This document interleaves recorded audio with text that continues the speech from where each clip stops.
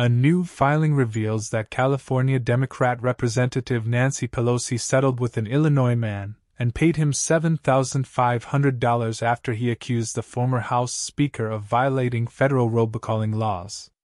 In October 2022, a Bolingbrook, Illinois resident named Jorge Rojas filed a 13-page lawsuit in the U.S. District Court for the Northern District of Illinois that accused the former Speaker of the House and her campaign of violating the Telephone Consumer Protection Act of 1991. Business Insider reported. That law, which has been found to apply to text messages in addition to calls, applies restrictions to robocalling and requires telemarketers not to contact individuals who've placed themselves on the Do Not Call registry. The outlet added. According to the suit, Rojas received 21 texts from Pelosi's campaign from November 2021 to July 2022 despite previously placing himself on the registry in 2008 to obtain solitude from invasive and harassing telemarketing calls.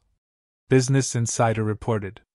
Rojas's complaint began his complaint stating, "As the Supreme Court has explained, Americans passionately disagree about many things. But they are largely united in their disdain for robocalls." Rojas went on to argue in his lawsuit that he experienced frustration, annoyance, irritation, and a sense that his privacy has been invaded by the text from Pelosi's campaign.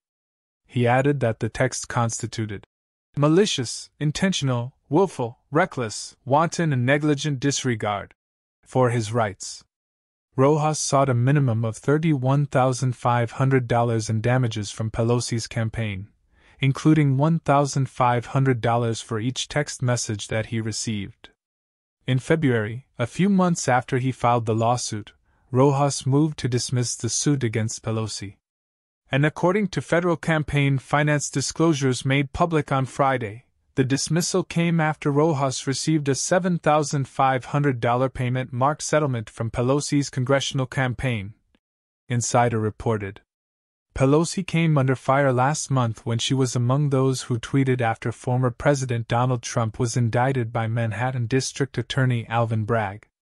Pelosi's comments to the news were likened by some to being reminiscent of Joseph Stalin and the former Soviet Union. The grand jury has acted upon the facts and the law. No one is above the law, and everyone has the right to a trial to prove innocence. Hopefully, the former president will peacefully respect the system, which grants him that right, the former speaker said. In the United States, no one is required to prove their innocence. And that got her a fact check from Twitter readers who added context. Ms. Pelosi mistakenly says that Trump can prove his innocence at trial.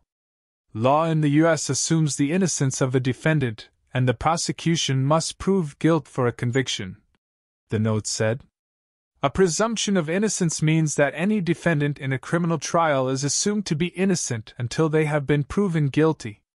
As such, a prosecutor is required to prove beyond a reasonable doubt that the person committed the crime if that person is to be convicted.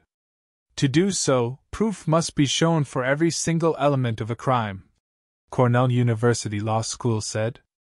The right to prove innocence? This is America, not Stalinist Russia, Republican Missouri Senator Josh Hawley said. Nancy Pelosi is dead wrong here. Does she really have no clue that the burden is not on a defendant to prove their innocence at trial? Lee Zeldin, former Republican candidate for governor of New York, said. Wrong. So obviously wrong. Most middle schoolers know this, at least they used to, when civics and the Constitution was respected in schools. Former New York City Mayor Rudy Giuliani said. You're innocent until proven guilty. Stalinist Pelosi. Prove innocent? It's innocent until proven guilty, moron. Or at least used to be. Fox News host Mark Levin said.